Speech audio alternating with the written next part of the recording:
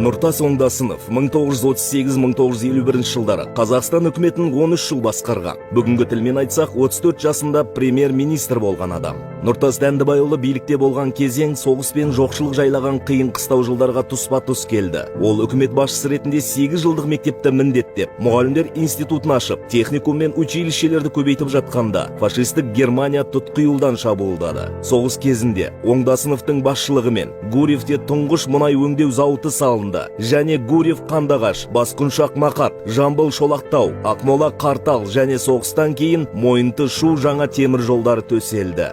Майдан жылдары Қазақстанға 142 ауыр және жеңіл машина жасау зауыты мен тоқыма фабрикалар, аса құпиялы 9 оқ-дәрі зауыты көшіп келді. 20-дан астам театр, 15 жоғары оқу орны, 16 балалар үйі эвакуацияланды. Бір жылдың ішінде 2 миллионнан астам адам қазақ жеріне қоныстанып, оларды ас сумен, баспанамен, жұмыспен қамтамасыз ету Оңдасынов төрағалық еткен үкіметтің мойнына түсті. Қара металлургияға да сұраныс артып, жаңа қала пайда болды. Оның атын Оңдасынов Теміртау деп атады. Маңғыстаудағы Ақтау қаласының атын қойған да Нұртас Оңдасынов.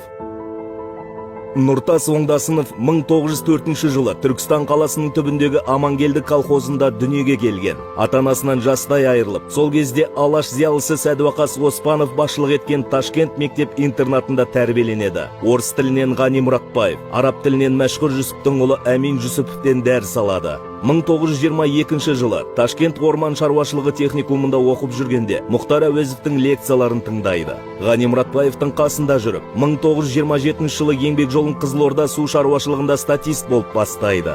1934 жылы Ташкент ирригациялық институтын тәмамдап, 1938 жылға дейін Қазақ орман шаруашылығы басқармасында қызмет етті.